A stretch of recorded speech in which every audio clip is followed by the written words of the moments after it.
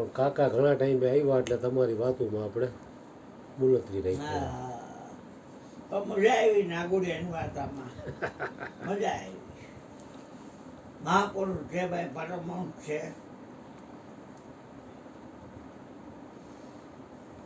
શ્રીમદ ભગવદ્ ગીતામાં એક શ્લોક આવે છે, અનન્ય ચેતા સતતમ યો મા, અનન્ય ચેતા સતતમ યો મા સ્મરતિ નિત્ય સહ, સ્મરતિ નિત્ય સહ તસ્યાહમ સુલભ પાર્થ,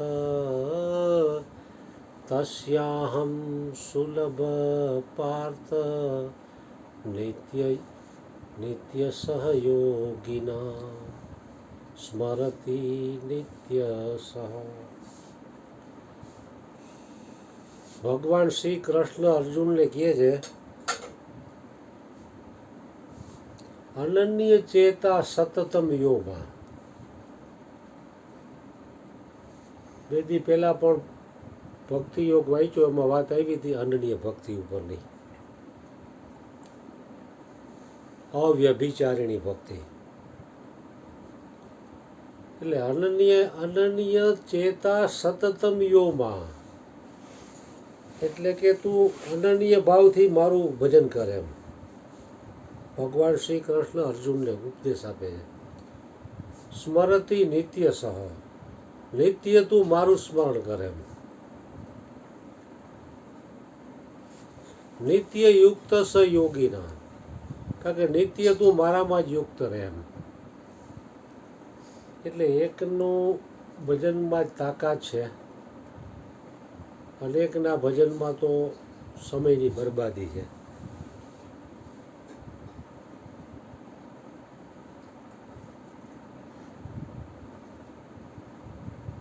કારણ કે મહાપુરુષો એકનું ભજન કરે છે એટલે એના સંગથી, એના સત્સંગથી પણ શિષ્યોને એકનું ભજન કરવાની પ્રેરણા મળે છે. અને કઠિન છે એકનું ભજન. અનેકનું ભજન તો સહેજે સહેજે હરેક વ્યક્તિથી થઈ જ રહ્યું છે. જેવી રીતે લૌકિક બાબતમાં પણ માણસ એક બિઝનેસ ચાલુ કરે અને 4-6 મહિના કે 12 મહિના થાય ને એમ કે આમાં કંઈ મળતું નથી, બંધ કરી દો. એટલે બીજો કોઈ ધંધો કરે તો એમાં પાછો એકડો ઘૂંટવો પડે ને.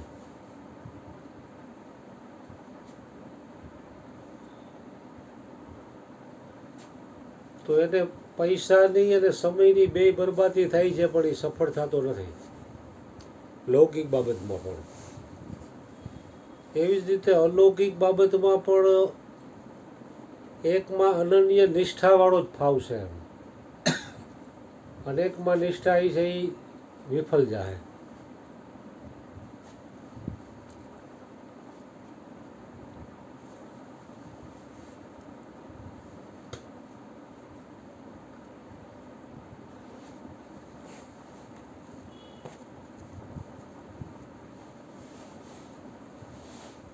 कबीरा ई जग आई के बहुत से कीने मीत, जिन दिल बांधा एक से वो सोए निश्चिंत.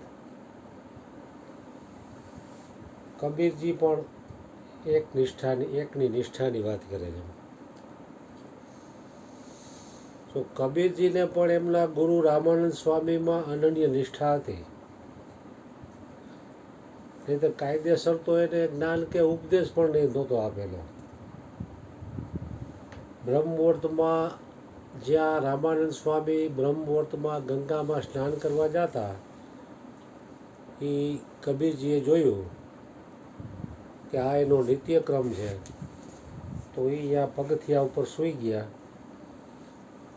અને રામાનંદ સ્વામીનો પગ છે કે એ કબીરની છાતી ઉપર પડ્યો. એટલે એનાથી બોલાઈ ગયું રામ રામ રામ રામ રામ. એટલે કબીરજીએ માની લીધું કે મને ગુરુએ મંત્ર દીક્ષા આપી દીધી, નામદાન આપી દીધું. તો તો એને રામ નામનું એવું સ્મરણ કર્યું કે અંદરથી બીજી અનેક જે કંઈ ભ્રાંતિઓ ને ભ્રમણાઓ હતી એ બધી સાફ થઈ ગઈ.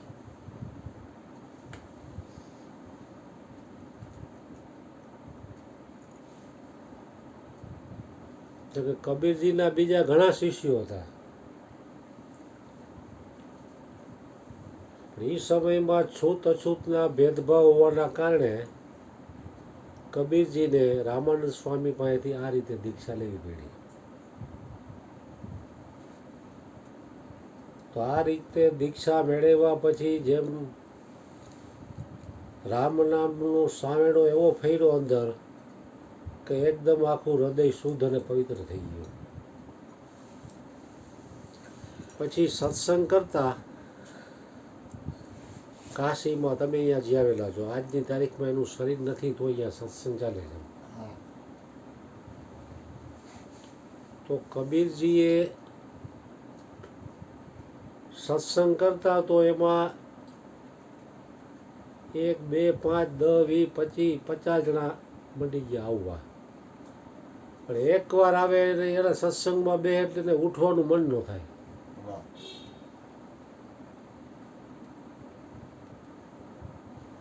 જાણે આવેલા શ્રોતાઓની જાણે કેમ વાત કરતા હોય એવો અનુભવ થાય છે.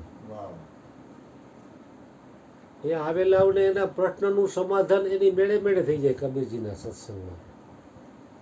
એને પ્રશ્ન કરવો ન પડે. આવું કબીરજીનું સત્સંગનો મહિમા થવા માંડ્યો. એ સમયમાં રામાનંદ સ્વામીના એની પહેલાંના પણ જૂના ઘણા શિષ્યો હતા, પંડિતો, વિદ્વાનો, બ્રાહ્મણો.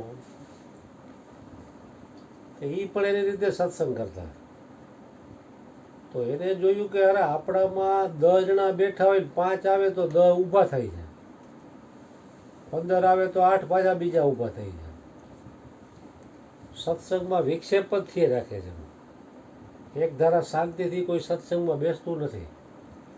અને આ કબીરો હારો નુગરો છે તો આના સત્સંગમાં આટલા બધા માણસો કેમ? અને સત્સંગમાં બે તો એને આમ ચોંટી જાય છે, માણસ ઊભો થતો નથી. આપણે તો રામાનંદ સ્વામીના શિષ્યો છીએ, આપણા ગુરુ છે રામાનંદ સ્વામી, અને કબીરો તો નુગરો છે તો આના સત્સંગમાં આટલા બધા માણસો કેમ? એટલે તો વિરોધ થયો. તો કબીરને પૂછ્યું કે તારા ગુરુ કોણ છે? તો કે રામાનંદ સ્વામી. તો રામાનંદ સ્વામી કે તને જ્ઞાન આપે જ નહીં, મંત્ર દીક્ષા આપે જ નહીં, તું તો હલકી જ્ઞાતિનો છે અને તું ખોટું બોલે છે, સત્સંગ કરે છે ને પાછો ખોટું બોલે છે. તો એ પંડિતો, વિદ્વાનો, બ્રાહ્મણો એ બધા ભેગા મળીને રામાનંદને ફરિયાદ કરી કે કાશીમાં એક કબીરો કરીને કોઈ છે હલકી જ્ઞાતિનો અને સત્સંગ કરે છે, અમારા સત્સંગમાં લોકો બેસતા નથી, એની પાસે જાય છે. રામાનંદ સ્વામીને કે તમે એને કાંઈ મંત્ર દીક્ષા નામદાન આપ્યું છે? તો કે ના. રામાનંદ સ્વામી કે હું તો ઓળખતો નથી કબીર કોણ છે. એ કે સાલાને પકડીને એ લેવો. એટલે આ બધાને તો વિરોધ હતો જ કબીરજી પ્રત્યે. લઈ ગયા રામાનંદ સ્વામી પાસે. રામાનંદ સ્વામી કબીરને પૂછે છે તારા ગુરુ કોણ છે? તો કે રામાનંદ સ્વામી. તમે પોતે? તો કે સાલા જૂઠું બોલે છે.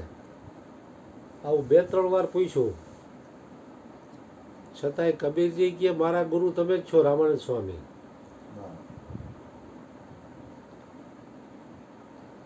તો રામાનંદ સ્વામી અહીંયા નજીકમાં જઈ અને હાથ ઉપાડ્યો અને આમ ગાલ ઉપર માર્યો. રામ રામ રામ રામ બોલે, કારણ કે એને રામ નામનો મંત્ર બહુ પ્રિય હતો. સહેજે સહેજે એનાથી રામ રામ રામ રામ બોલે છે. જે માં ઓલા નાના બાળકને ઝાપટ મારે તો આમ ઉપાડે જોશથી, પણ ગાલ પાસે આવે તો આમ થઈ જાય. એવી રીતે રામાનંદ સ્વામી હાથ ઉપાડ્યો. આમ કે રામ રામ રામ રામ. તો કબીરો કે ગુરુજી ઓલી દીક્ષા ખોટી હતી તો આ તો હાજી ને. અરે અરે એ કે તમે બ્રહ્મ મુહૂર્તમાં ગંગામાં સ્નાન કરવા જાઓ છો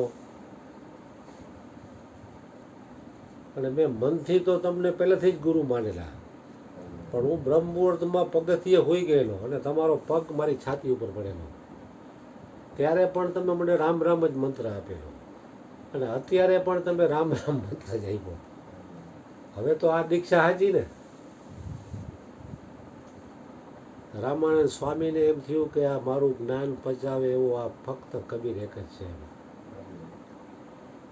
એના બીજા શિષ્યો જે હતા, સાધુ બ્રાહ્મણો વિદ્વાનો પંડિતો જે કંઈ હતા, એ કે તમે આટલા વર્ષોથી મારી પાસે મંત્ર દીક્ષા લીધી, તમે એવા ને એવા છો અને આ કબીરજીને જ મારું જ્ઞાન પહોંચ્યું છે. તમે મારા સંગમાં રહેવા છતાં મારું જ્ઞાન પચાવી નથી શક્યા અને કબીર તો અહીંથી દૂર છે પણ એને મારું જ્ઞાન પચાવ્યું છે. તો કે બાપજી કબીરને કે તું સત્સંગ કરશ ને તારો માણસો તારા સત્સંગમાંથી ચોટી જાય છે ગુંદરની જેમ, એનું કારણ શું? સત્સંગ અમે કરી. તો કબીરજી આ બધા જે સત્સંગો કરતા હતા ને, વિદ્વાનો પંડિતો બધા, એ કે તમે છે ને શાસ્ત્રોનું ગોખેલું તમે બધું બોલો છો, યાદ કરી રાખેલું કે આ પ્રમાણે જ મારે બોલવું, એથી વિશેષ તમારી પાસે નથી કાંઈ. હવે તમે ગોખેલું એટલું બોલી લ્યો પછી શું બોલવું? એ કે જેવી રીતે ટાંકામાંથી પાણી 2-5 ડોલું ઉલેચો તો એ ઘટે, પણ કૂવામાંથી ઉલેચો તો ન ઘટે, કારણ કે એમાં હરવાણી હોય. 5 ડોલ ઉપાડો તો બીજી 15 ડોલ પાણી આવી ગયું હોય, હરવાણી એમાં કોઈ તળિયેથી પાણી આવતું હોય તાજું. એ કે તું શાસ્ત્ર લીખી પઢી બોલતે હો, હું એ કે કોરું વાંચું છું. એ કે મારું જ્ઞાન છે ને એ જેમ હરવાણી રૂપે આવે છે, પરમાત્મા મને જે બોલાવે છે એ હું બોલું છું, હું કંઈ ગોઠવેલું બોલતો નથી. એ કે મારી વાણી છે ને એ પરમાત્માને સ્પર્શીને આવે છે, એટલે લોકોને સુખ શાંતિ આનંદ અને જ્ઞાન દેવા વાળી છે. शिक्षक जब बोलता है तो उसे लेक्चर कहते हैं, नेता जब बोलता है तो उसे भाषण कहते हैं, लेकिन संत जब बोलते हैं तो उसे सत्संग कहते हैं, क्योंकि उसकी वाणी आत्मा परमात्मा को छू कर स्पर्श कराती है, એટલે લોકોને સુખ શાંતિ આનંદ અને જ્ઞાન આપવા વાળી હોય છે.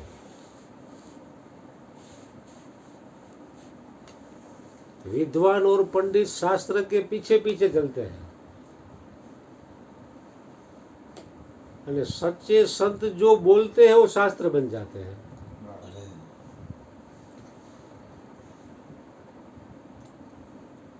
કારણ કે આત્મા પરમાત્માને સ્પર્શેલી વાણી છે એની, એટલે લોકોને સુખ શાંતિ આનંદ અને જ્ઞાન આપનારી હોય છે. નગર કેટલા 500-600 વર્ષ થઈ ગયા કબીરજી થયા એને, છતાં એની વાણી અત્યારે પણ સુખ શાંતિ આપે છે હરેક લોકોને. અને એકની એક વાણી તમે ફરી વખત બોલો તો એમાંથી નિત્ય નવીન રસ નીકળે, એમ તમને કંટાળો ન આવે. નકર ફિલ્મ કે કોઈ પુસ્તક કે ગમે એ તમે એકનું એક ગમે એટલી વાર વાંચશો ને પછી તમે કંટાળી જાઓ, કારણ કે સંતોની વાણી જે ભગવાનની જ વાણી છે, એને કાંઈ જોતું નથી.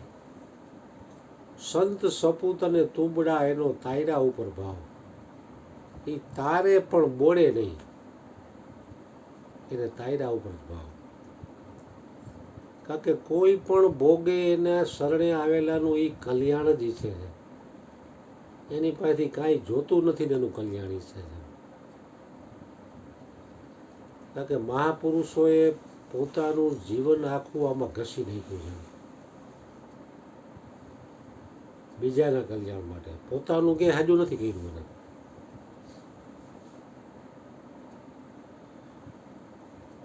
એટલે જ સત્સંગની મહિમા આદિ અનાદિથી ગવાઈ રહી છે, આજકાલની નહીં. જેવી રીતે ત્રેતાયુગમાં ભગવાન રામ થયા, એમના ગુરુ વશિષ્ઠ મુનિ પણ ભગવાન રામને ઉપદેશ આપે છે.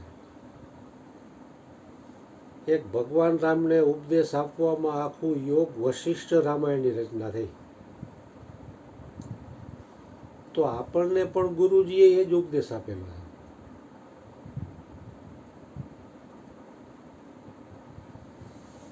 ભગવાન રામજી થઈ ગયા એવો યુગ અત્યારે નથી. ભગવાન રામ પાસે જે રાજ્ય હતું અયોધ્યાનું, એવું રાજ્ય પણ આપણી પાસે નથી.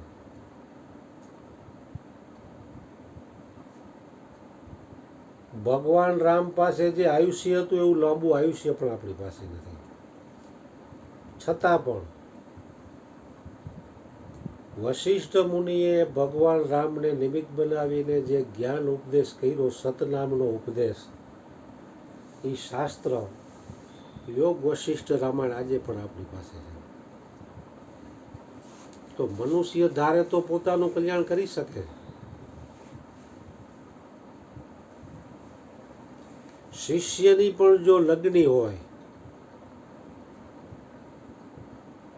તો એનું કલ્યાણ ઝડપી થઈ શકે છે.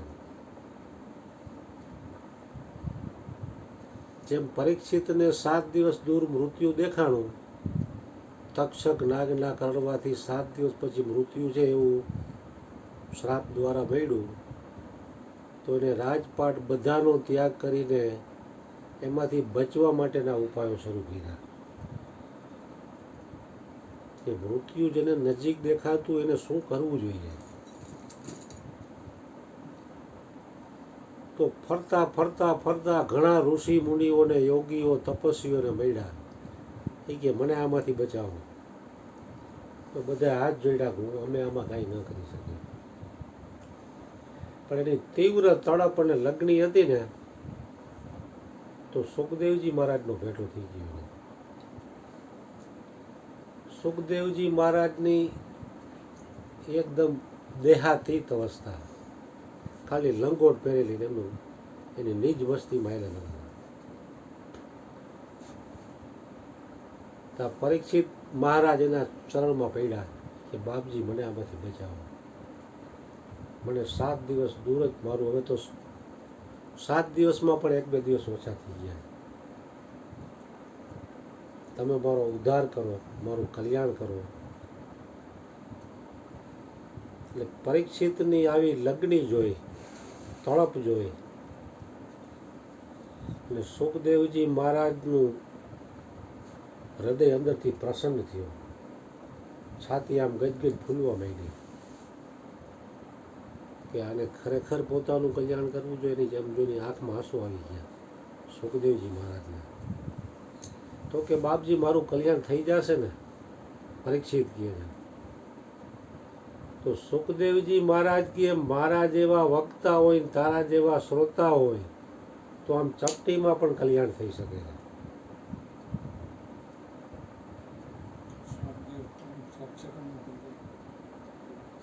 7 દિવસ ને 7 મિનિટ 7 સેકન્ડ નથી. હા, તો આવી લગ્ની હતી પરીક્ષિત મહારાજને, તો એનું કલ્યાણ સુખદેવજી મહારાજે સત્સંગ કર્યો 7 દિવસ સુધી. એકી ટસે સુખદેવજી મહારાજના મુખમાંથી શબ્દો નીકળે અને પરીક્ષિત મહારાજના શ્રવણમાંથી સીધા હૃદયમાં ઉતરવા માંડ્યા. 1 દિવસ, 2 દિવસ, 3 દિવસ થયા, 4 દિવસ થયા. સુખદેવજી મહારાજ પરીક્ષિતને કહે છે કે તને ભૂખ તરસ લાગી હશે, થોડો સમય માટે મારી વાણીને વિરામ આપો, તું કાંઈક દૂધ, ફલ, જલપાન કરી લે,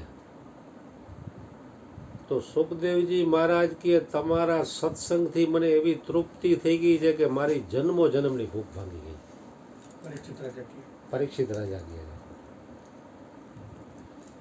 કે બાપજી આપના મુખેથી ગદગંગા વહેવાનું ચાલુ જ રાખો, એનાથી મારી ભૂખ તરસ છે એ પ્રાણનો ધર્મ છે, મારો ધર્મ નથી. કારણ કે આત્મા તો સદાયને માટે તૃપ્ત છે. તૃપ્તને કોણ તૃપ્ત કરી શકે?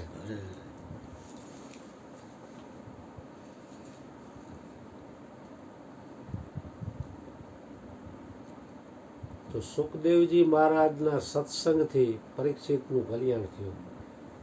એને 7 દિવસના કથાના અંતે, સત્સંગના અંતે એને સમજાઈ ગયું કે મૃત્યુ થાય છે તે દેહનું થાય છે, મારું કદી મૃત્યુ થતું જ નથી. હું છું અહીંયા મૃત્યુની પહોંચ નથી. આવું જ્ઞાન સુખદેવજી મહારાજની કૃપાથી એને પ્રાપ્ત થઈ ગયું. કારણ કે 7 દિવસના સત્સંગમાં સુખદેવજી મહારાજનો જે અનુભવ હતો એ જ અનુભવ પરીક્ષિત રાજાનો થઈ ગયો. ભગવાનનું નામ સાંભળીને એનું હૃદય અહમ બ્રહ્માસ્મિમાં તદાકાર થઈ ગયું.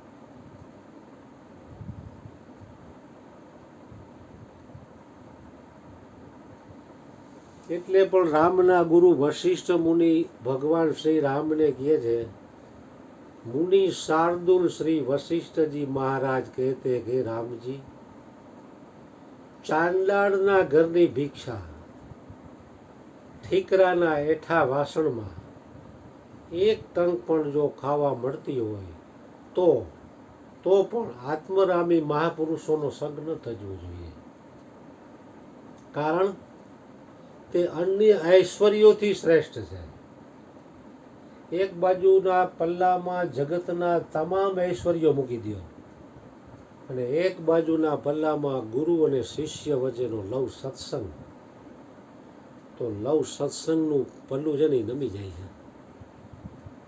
તમામ ઐશ્વર્યવાળું પલ્લું ઊંચું રહે છે.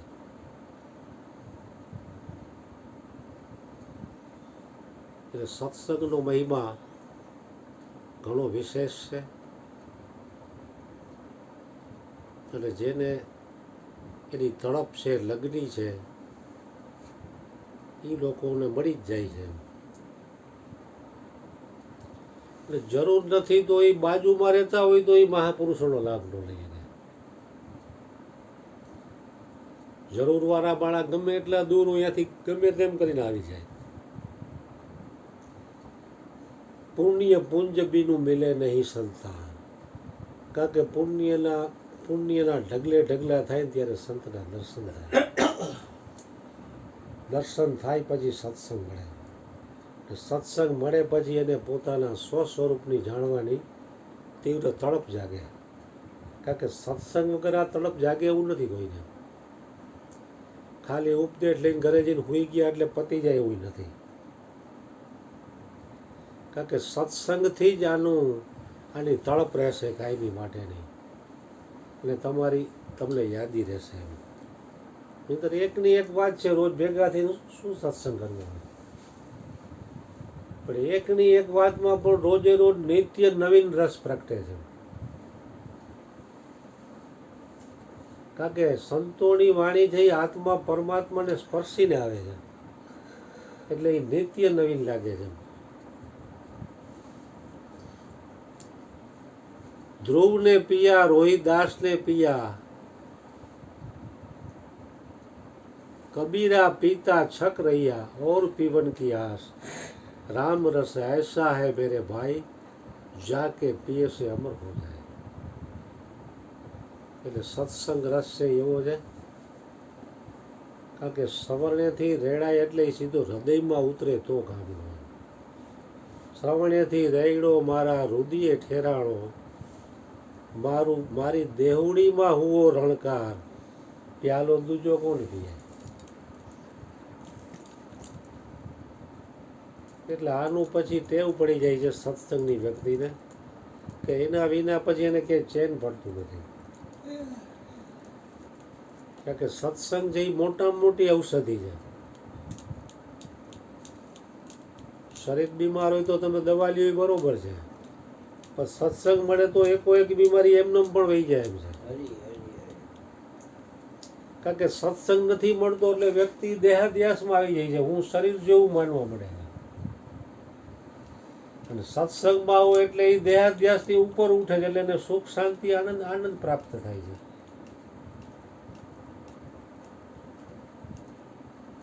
એટલે સંતોની બલિહારી છે.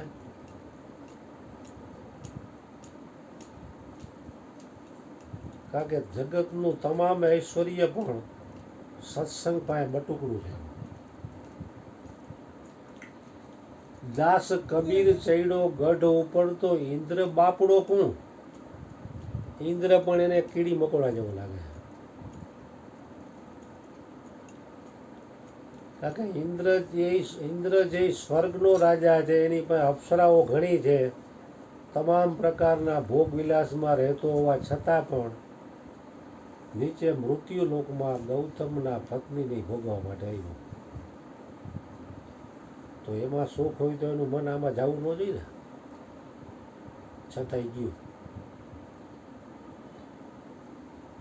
એટલે કબીરજીએ કીધું કે દાસ કબીર ચૈડો ગઢ ઉપર તો ઇન્દ્ર બાપડો કોણ? ઇન્દ્ર એટલે એની પાસે કીડી મકોડા બરોબર.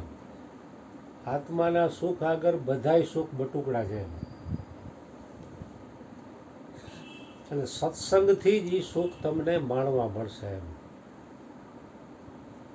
ગંગા સતીએ પણ કીધું કે આ સત્સંગ રસ માણવો હોય તો માણી લેજો, પ્યાલો આવી ચૂક્યો છે અચૂક, પછી વસ્તુ જમીનમાં વહી જશે, પછી પછતાવા સિવાય કંઈ નહીં રહે. જેમ હરજીવન બાપા હતા ત્યારે બહુ ઓછા લોકોને એની કદર થઈ, વયા ગયા પછી પછતાવો શું કામનો? હતા તો બહુ ઓછા લોકો એનો સત્સંગનો લાભ લીધો. અરુણ બાપુ જેવા 12 વર્ષ એક ધારા અહીંયા ગયા, અને 12 વર્ષ એક ધારા બાપાએ ગુરુજીએ અહીંયા આવીને સત્સંગ આપ્યો. તો વિચાર તો કરો, 24 વર્ષનો સત્સંગ એટલે શું થયું? અને 40-45 વર્ષથી તો અહીંયા સત્સંગ હાલે છે. તો કેટલા લાખો કરોડો લોકોનું કલ્યાણ કરે છે આ સત્સંગ. અહીંયા આવવાવાળા તો 2, 5, 10 જે હોય તે, પણ આમાં યુટ્યુબ દ્વારા આખા વર્લ્ડમાં આનું વિતરણ થાય છે.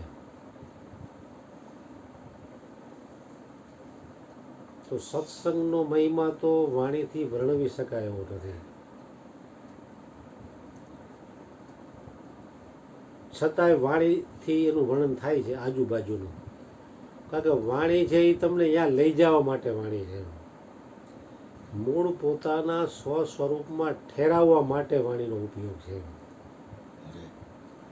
સ્વ સ્વરૂપમાં ઠેરાઈ ગયો, આને કીધું લા મોની બાપુ કંઈ બોલતા જ નહીં, છતાં એ નહીં માનતા માનીને ઘણા લોકોના કામ થઈ જતા. અત્યારે શરીરથી નથી, સમાધિમાં છે તો પણ લોકોના કામ થઈ જાય. તો એને મરીને જીવી ગયા કહેવાય. મરીને જીવે એનો દેશ એવો જાણજો, નામ સમાન નથી નાણું, આનંદે અતિ સુગ્રાનું સુખ શું વખાણું.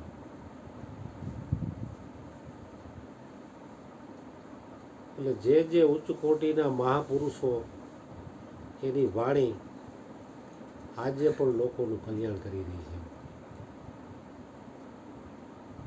કારણ કે પોતાનું કલ્યાણ ઈચ્છવાવાળાને તો આવા મહાપુરુષો શોધતા જ હોય છે કે આવો મારો હૃદયનો જ્ઞાનનો ખજાનો જો કોઈ શિષ્ય પાત્ર મળી જાય તો હું એમાં ઠલવી દઉં, તો કાલ સવારે હું શરીરથી ન હોઉં તો એ શિષ્ય પણ પેઢી દર પેઢી બીજા શિષ્યોને આપતો યુગોના યુગ સુધી લોકોનું કલ્યાણ કરતો લે. આવો એનો ઉચ્ચ ભાવ હોય છે. એને કાંઈ શિષ્યોને કોઈને દોઈ નથી લેવા કે શિષ્યો મને કાંઈક દઈ દે.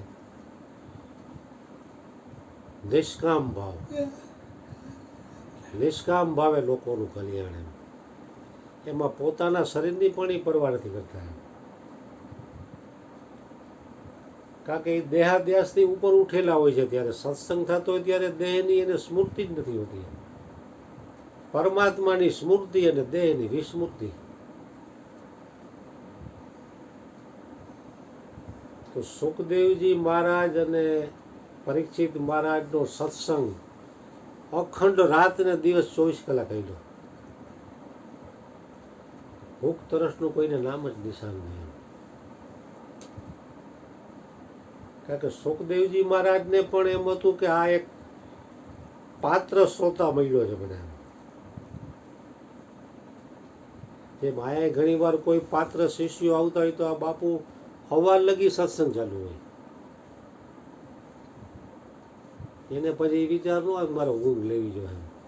કારણ કે દેહાદ્યાસથી ઉપર ઉઠી ગયા પછી એને ઊંઘની કોઈ સ્મૃતિ જ નથી થતી. ઊંઘ અહીંયા બાજુમાં ફરકે નહીં.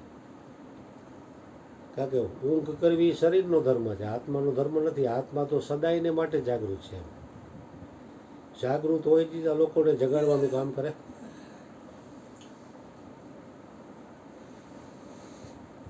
એટલે હૃદયથી સદગુરુ મહારાજને પ્રાર્થના કરી કે તમે અમને બધાને જગાડ્યા છે, આવા નવા અમે જાગેલા રહી એવી તમે અમે અમારી ઉપર કરુણા કૃપા કરો. સતગુરુ મહારાજની જય. રાધે રાધે.